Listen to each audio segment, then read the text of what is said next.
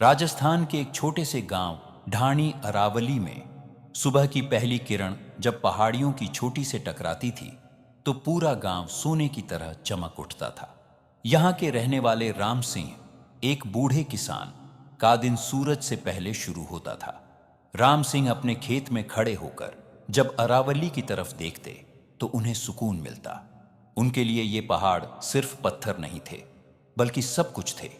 इन्हीं पहाड़ियों की वजह से उनके कुएं में साल भर पानी रहता था और अरावली एक मजबूत दीवार की तरह थार रेगिस्तान की रेत को रोक कर खड़ी थी, जिस वजह से उनका गांव हरा भरा था। अरावली के पहाड़ मानसून की हवाओं को रोक लेते थे। जब बादल इन पहाड़ियों से टकराते तो झमाझम बारिश होती। गांव के तालाब हमेशा लबालब भरे रहते और कुएं का पानी इतना ऊपर होता कि हाथ से निकाला जा सके। बारिश सही वक्त पर होती थी, इसलिए खेत में बाजरा, मूंग और सरसों की ऐसी पैदावार होती कि पूरा गांव महज एक ही फसल से साल भर का खर्च निकाल लेता। मिट्टी में इतनी जान थी कि खाद की जरूरत ही नहीं पड़ती थी, क्योंकि पहाड़ों से बहकर आने वाली मिट्टी खेतों को उपजाऊ बना देती थी। गांव की महिलाएं पहाड़ी से लकड़ी और चारा लेने जाती थीं, लेकिन उनका एक नियम था, जितनी जरूरत हो उतना ही लो। बच्चे उन पहाड़ियों की गुफाओं में लुका छिपी खेलते और चरवाहे अपनी भेड़ बकरियों को लेकर ऊपर चले जाते। भेड़ बकरियां वहां चरती और चरवाहे वहां सुकून महसूस करते। शाम को जब नीलगाय और चिंकारा पहाड़ी के नीचे पानी पीने आते तो लगता था जैसे इंसान और प्रकृति के बीच एक पुराना समझौता है।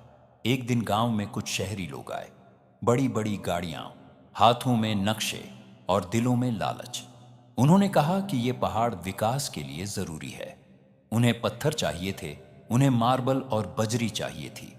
धीरे धीरे शांति की जगह डायनामाइट के धमाकों ने ले ली। राम सिंह का बेटा, जो शहर से पढ़कर आया था, बोला, बापू, ये लोग पहाड़ काट रहे हैं, हमें पैसा मिलेगा।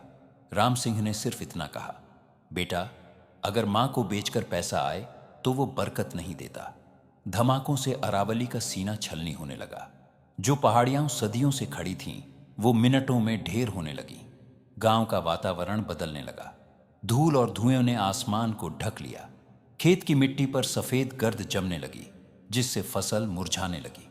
पहाड़ कटने का सबसे बुरा असर उन पर हुआ जो बोल नहीं सकते थे। एक रात राम सिंह ने अपने आंगन में शोर सुना। देखा तो एक नील गाय अपने बच्चे के साथ उनके खेत में थरथरा रही थी। उसका घर पहाड़ अब नहीं रहा था। अगली सुबह खबर आई कि गांव के दूसरी तरफ एक तेंदुए ने एक बकरी को मार दिया। गांव वाले गुस्से में थे, लेकिन राम सिंह ने समझाया, वो हमारे घर में नहीं आया, हमने उसका घर तोड़ दिया है, अब वो कहां जाए। जानवर अब सड़कों पर आने लगे थे।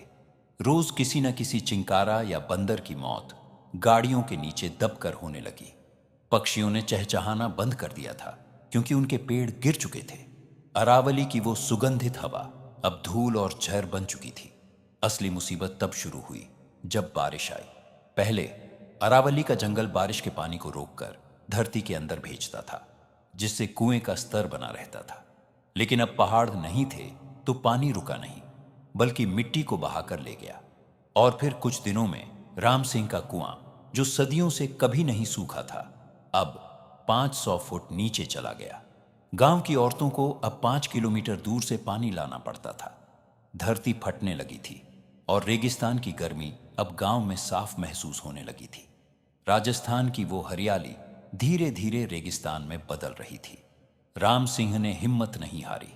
उन्होंने गांव वालों को इकट्ठा किया। उन्होंने दिखाया कि कैसे पहाड़ कटने से उनका वजूद खत्म हो रहा है।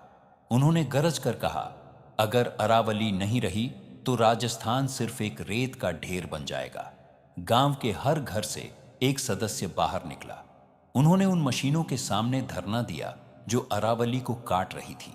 ये लड़ाई सिर्फ पत्थरों के लिए नहीं थी, ये लड़ाई आने वाली पीढ़ियों के सांस लेने के लिए थी।